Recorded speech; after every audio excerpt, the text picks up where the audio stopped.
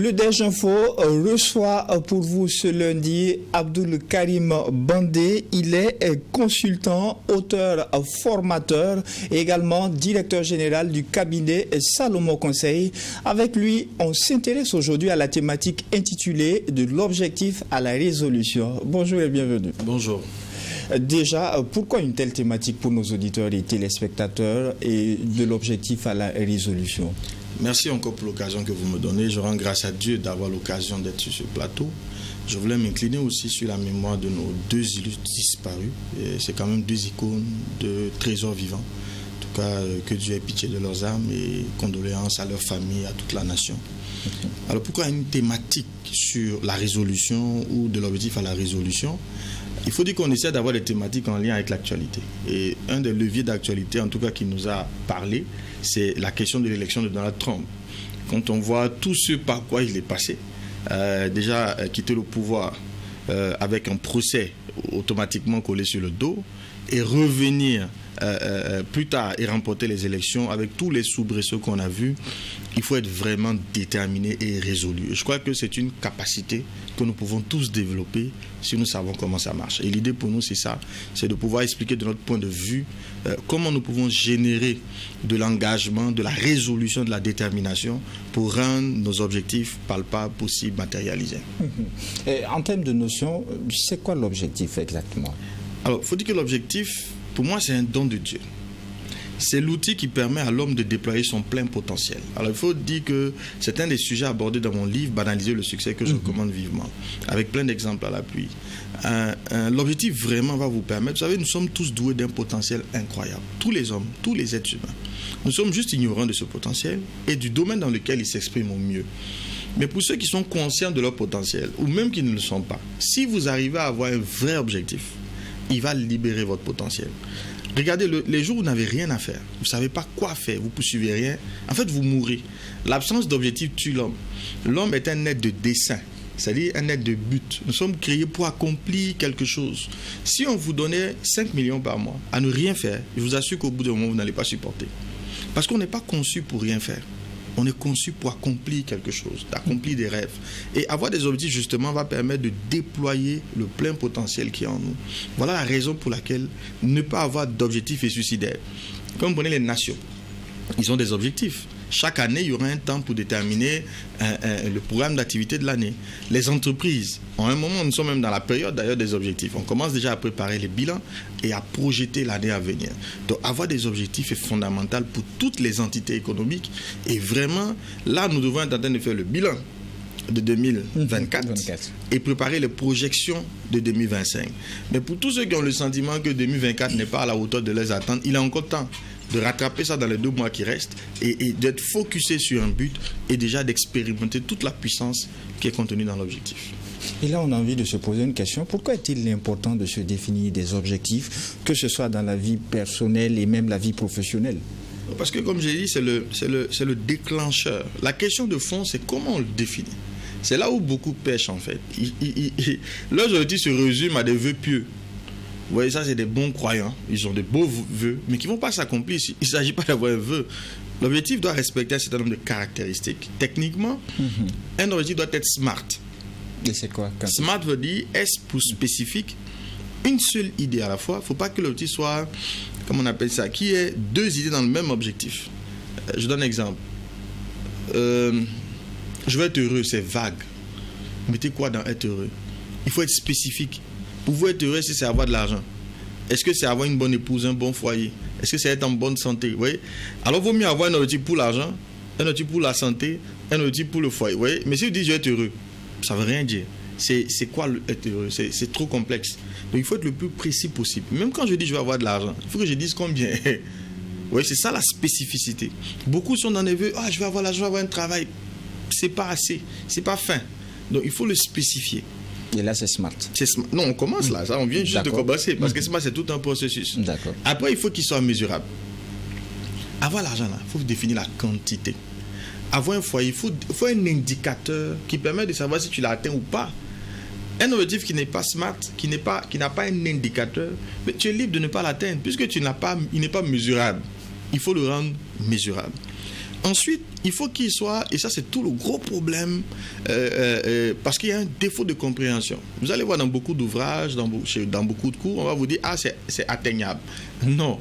En anglais, c'est achievable, qui veut dire en réalité hiérarchiser, planifier. Un objectif qui n'est pas planifié en sous-objectif ne va pas se réaliser. Donc il y a un gros boulot, il ne s'agit pas de dire je veux. Mais quel est le plan d'action que tu vas mettre pour atteindre? Se donner les moyens pour y parvenir. C'est le plan d'action qui va générer les moyens. Parce que tu sais qu'il y a une étape 1, étape 2, étape 3.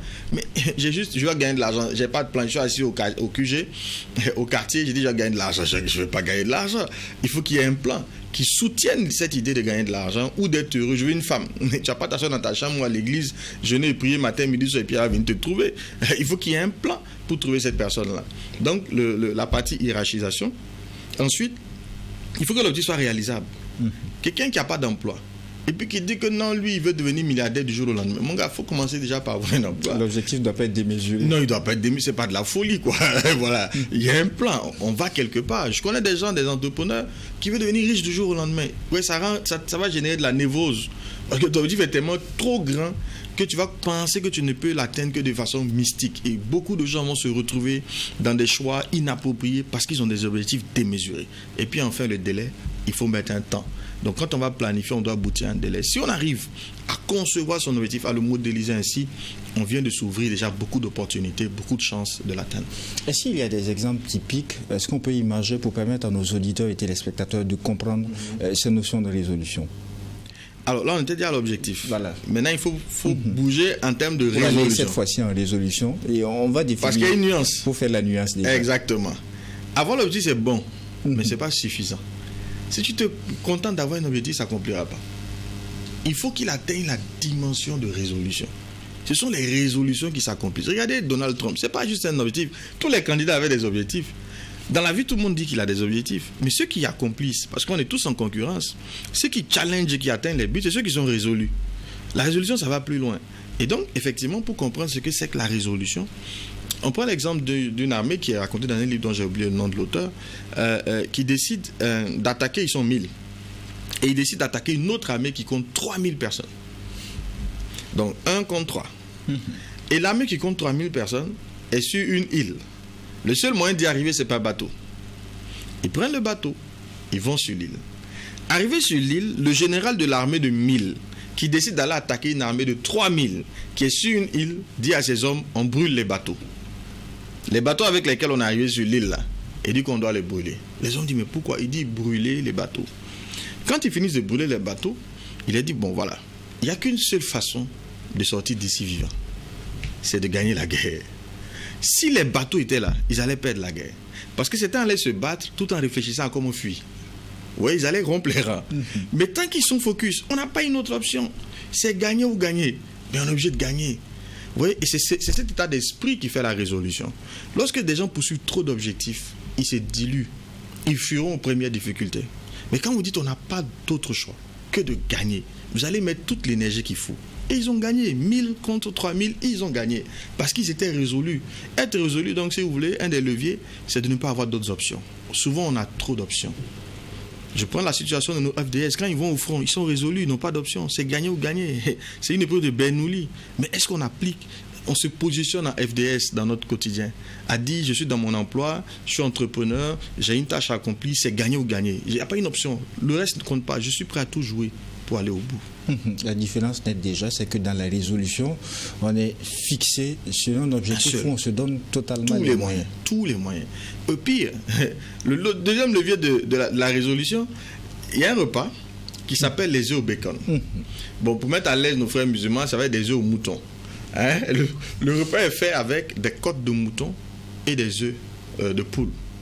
Donc, un repas, on utilise des côtes de mouton et des œufs de poule. Et on dit que dans ce repas, la poule est impliquée, mais le mouton est engagé. Parce que engagement et résolution, c'est quasiment la même chose. Alors, c'est quoi la nuance? Si la poule est impliquée, que le mouton est engagé, c'est quoi la différence entre les deux? Vous voyez, la poule, elle a donné quoi? Ses œufs. Elle a gardé sa vie.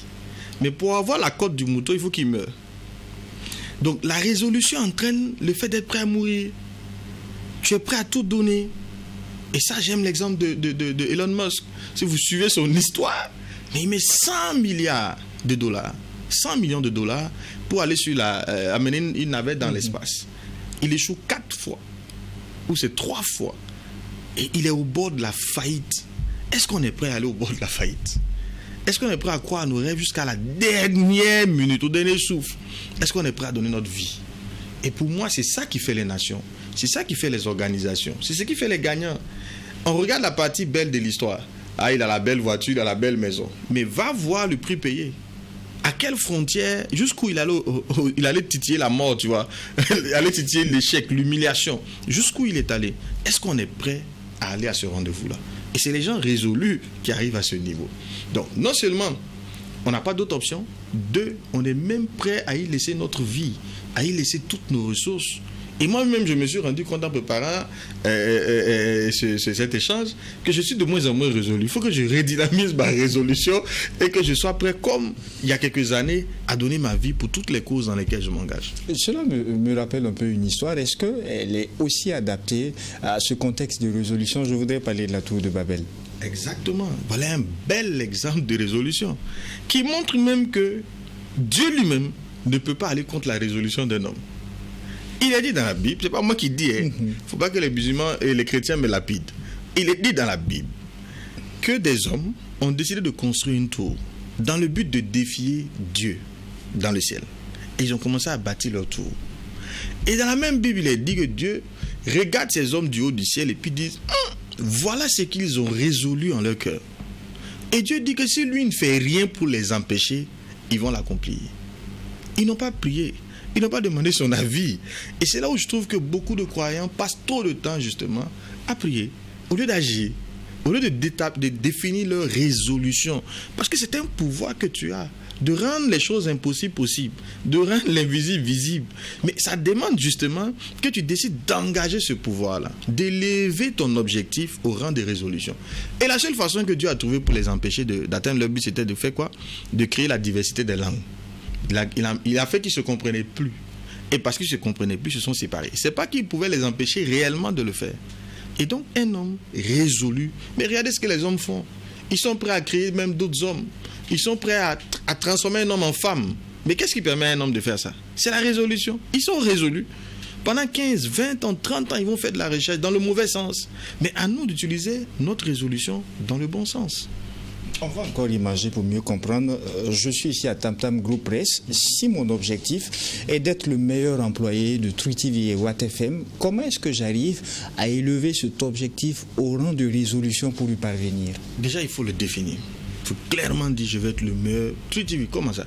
Le meilleur journaliste du Burkina Faso. Le meilleur journaliste d'Afrique. On peut commencer déjà par True TV. Pour dire dans 2 ans ou dans 1 an, il n'y a pas un journaliste qui doit faire mieux que moi à True TV. Mais dans 5 ans, je dois être le meilleur journaliste du Burkina. Dans 10 ans, je dois être le meilleur journaliste d'Afrique. Donc j'ai planifié. Maintenant, il faut pouvoir... Vous savez, le succès est un automatisme. Contrairement à ce qu'on croit, on réussit accidentellement. Ou du moins, inconsciemment. Vous n'avez pas besoin d'avoir le contrôle sur votre succès. D'ailleurs, vous ne pouvez même pas en avoir. L'homme a une machine, disait Maxwell Maltz, le père du coaching. Il dit que l'homme a une machine, mais l'homme n'est pas une machine. Et la machine de l'homme, c'est son subconscient. Lorsqu'une donnée est enregistrée dans votre subconscient, elle s'automatise. Il faut faire en sorte que le succès soit automatisé. Il faut le programmer. Et en PNL, la programmation neuro-linguistique, ça s'explique clairement. Ça se démontre aujourd'hui très clairement avec aujourd'hui les neurosciences, où on peut utiliser l'activité du cerveau humain. Et on comprend que si tu arrives à enraciner une habitude, un but dans ton subconscient, il va te diriger. Exemple concret, peut-être les musulmans seront à l'aise. Quand ils commencent le jeûne, parce que c'est 30 jours de jeûne, au début ils oublient, il y a des réflexes qu'ils n'ont plus. Mais parce qu'il a décidé de jeûner 30 jours, au bout du premier jour, deuxième, à un moment donné, ça devient un automatisme. C'est arrivé à 4 heures, on n'a pas besoin de le réveiller. Parce que l'objectif est ancré. Il devient automatique. Mais quand vous devez le faire avec effort, vous oubliez. Donc ton objectif là, il faut l'ancrer dans ton subconscient. Comment? Nous avons 5 sens. Ce qu'on voit, ce qu'on entend, ce qu'on goûte, ce qu'on touche dans nos 5 sens. Il faut faire en sorte que ton objectif soit imbibe tes 5 sens. Il est démontré pendant 21 jours. Pour créer une habitude. Pour créer l'automatisme. Donc il faut le dire, contrairement à ce que les gens pensent, quand tu as un but, il faut en parler. Ah, il faut en parler. Regardez Elon Musk encore. Quand il veut lancer un projet, il fait des grandes conférences. Et puis il annonce qu'il dans 5 ans, il va faire telle chose. Il en parle. Mais il ne va pas venir te dire comment il va faire. On parle du but, mais on ne dit pas le comment. Sinon, la concurrence va venir te rattraper. Justement. Mais il faut parler de ton objectif. Il faut affirmer qui tu es et ce que tu veux faire. Il faut parler. La parole, elle porte vie. Elle est puissante. Dégage ce que tu veux. Contrairement à ce qu'on dit, et j'entends plein de gens qui disent non, il faut garder le secret. Ça fait combien d'années que tu gardes le secret? Qu'est-ce qui s'est passé? Ça ne change rien. Essaye une autre méthode. Parle de ton but. Sans pour autant déterminer le contenu de ton plan d'action. Ton rêve, tu dois le partager. Pour que d'autres viennent rêver avec toi. Parce que quand tu le vends bien, d'autres même commencent à rêver avec toi. Et quand ils rêvent avec toi, ils nourrissent ton rêve de leur capacité de création. Il a encore plus de chances de s'accomplir. Donc, il faut se répéter ça, ce qu'on appelle l'autosuggestion en développement personnel ou moi j'estime, c'est mon point de vue, que les musulmans font le zikr, qui est la même méthode, les protestants font la proclamation, les catholiques le chapelet. En fait, c'est de se répéter, comme on a appris nos leçons à l'école, qui sont devenus des automatismes. Vous voyez, il y a des choses qu'on a tellement répétées au primaire que quand on nous demande même 20 ans, 30, 50 ans après, on peut les répéter parce qu'on les a enregistrés. Ils se sont automatisés, donc la répétition. Ensuite, il faut imaginer. Il faut imaginer les boxeurs, les artistes. Ils ne montent jamais sur scène avant d'avoir imaginé leur concert. Il y a des entreprises dans le monde aujourd'hui qui payent des commerciaux qui sont enfermés dans un bureau, ils ont une journée pour imaginer leur semaine. Parce que l'imagination est créatrice et il est démontré, ça ne souffre pas de débat. L'esprit ne fait pas de différence entre ce qui est imaginé et ce qui est vécu. Donc s'entraîner, par exemple, à faire quelque chose en imagination et le faire réellement pour l'esprit, c'est la même chose. C'est pour ça la 3D. Si vous prenez les lunettes 3D et puis vous avez l'impression de chuter, vous allez vous laisser tomber. Mais vous êtes debout. Mais votre esprit ne fait pas de nuances. Il y a un leurre qu'il faut utiliser en sa faveur. Donc il y a un biais du cerveau qu'il faut savoir utiliser en sa faveur. Donc il faut imaginer ce que tu veux. Mais la plupart des gens imaginent mal. Ils passent le temps à imaginer ça ne va pas, on ne va pas s'en sortir, c'est trop dur. Non, imagine que ça va aller, que c'est bon. Résolution, il ne faut donc pas être pessimiste. Absolument pas. Un homme résolu n'a aucun pessimisme en lui. C'est un homme d'action. Il croit, il a de la foi, il faut de la foi. Puisque ce n'est pas un truc qui existe. Si tu te projettes dans le futur, tu vis dans le futur. L'homme résolu vit dans le futur. Mais comment tu peux vivre dans le futur avec pessimisme? C'est ton futur, tu es libre d'y faire ce que tu veux. Mais il y a de l'opportunité que ça représente. Pourquoi toi tu vas aller peindre ton futur en noir blanc? Mais mets de la couleur. Il faut le faire en 3D. Il faut qu'il soit dynamique et vivant. Oui, il faut être optimiste. Vous parliez tout à l'heure d'Elon Musk. On sent que vous l'aimez beaucoup, c'est un cas d'école. Oui. Mais ramener au contexte de l'actualité, quelqu'un qui a peut-être pu aller de l'objectif à la résolution, comment est-ce que Donald Trump l'a fait?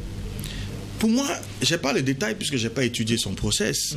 J'ai dit, il est la preuve que la résolution marche. Elon Musk, en fait, je le découvre dernièrement, je vous assure. Je le voyais, mais je n'ai pas vraiment pris le temps de l'étudier. Mais quand je vois ce qu'il fait, quand je vois les risques qu'il prend, jusqu'où il va, j'ai dit, ben tiens, c'est l'homme le plus résolu, à mon avis, que je connaisse. Parce que là, on parle de quelqu'un qui faisait face à 34 chefs d'inculpation avec la justice, quelqu'un qui a loupé la mort par 2 reprises, 2 tentatives d'assassinat et tout, et qui finalement remporte des élections. Si tu n'es pas résolu à la première tentative, tu abandonnes. Aux 5 premiers chefs d'inculpation, tu dis que c'est trop lourd. Parce que c'est lourd, tu perds de l'argent. Et s'il échoue à ces élections, Trump par exemple, vous imaginez sa vie? Imaginez un peu, s'il avait échoué à ces élections, mais ils allaient le détruire totalement. Donc il faut vraiment être prêt à tout risquer. Et je vous assure que c'est là où les gens, ils ont de beaux projets. Ah, mais le projet est beau. D'abord, il garde ça dans sa tête, il n'en parle pas, il n'en parle à personne. C'est pour ça que les tombeaux, les cimetières sont pleins de beaux projets, de très grands, plein d'argent sommeille dans les cimetières. Parce que le gars, il a une belle idée. Mais jamais il n'a l'audace de prendre de risques. Il prend aucun risque. Et ce qui est vilain encore, là, je m'adresse aux jeunes, il est plus facile de prendre des risques quand on est jeune. Quand vous avez 20 ans, 25 ans, vous n'avez pas de responsabilité pour le moment. Donc, vous pouvez prendre tous les risques possibles. Mais quand tu commences à rentrer dans 35, 40 ans, où tu as femme, enfant et tout, tu as des chats, tu as des parents qui dépendent de toi parce qu'ils ont des soins et tout. Mais prendre du risque, maintenant, il faut vraiment être fou pour le faire. Donc, c'est plus aisé de prendre du risque quand on est plus jeune que quand on est plus âgé. Et quand on est plus âgé, c'est peut-être parce qu'aussi on aura mis des mécanismes pour mitiguer, minimiser l'impact sur nous qu'on peut le faire. Mais l'âge idéal, c'est la jeunesse. Un jeune doit être un peu fou. Mais malheureusement, cette folie, on la met dans la circulation, on roule avec trop de... on prend trop de risques à circulation, au lieu de mettre ça dans du business, dans de l'utilité, dans l'impact pour notre nation. Ramener rapidement à l'échelle de l'auditeur qui est en train de nous écouter actuellement ou du téléspectateur qui nous suit. Nous sommes en début de semaine, qui a cet objectif qu'il doit atteindre d'ici la fin de la semaine, mais qui n'arrive pas à la transformer en résolution pour y parvenir. Quel est le meilleur conseil que vous puissiez lui donner aujourd'hui? Il faut méditer l'objectif. Il faut l'écrire, smart, s'assurer qu'il est smart. Il faut le méditer. Il faut s'entourer de personnes. C'est ça, le mentor joue un grand rôle. Quand tu as un mentor ou deux, des personnes qui, au moment où tout le monde dit c'est pas possible, dit non c'est possible, tu sais, je l'ai fait avant toi. Voilà comment. Ah donc on peut. Tu vois, il te donne il te nourrit, il te challenge, il te multiplie. Il faut trouver des gens comme ça autour de soi. Il faut éviter, fuir tous les gars négatifs. Tous les gars qui disent qu'on ne peut pas là, il faut les fuir. Quand tu réussiras, tu reviendras les aider. Mais si tu restes avec eux, qui s'assemble se ressemble. Il y a une loi. Il faut les fuir. Il faut fréquenter des gens qui sont là où tu veux être. Ils savent comment... Il y a une équation qu'ils vont te transmettre. Et puis bon, il faut aussi lire Banaliser le succès. Il y a tout dedans pour t'aider à réussir. Et on le retrouve pour le lire déjà. Mercury, Jeunesse d'Afrique, on peut le commander aussi en ligne et puis se faire livrer.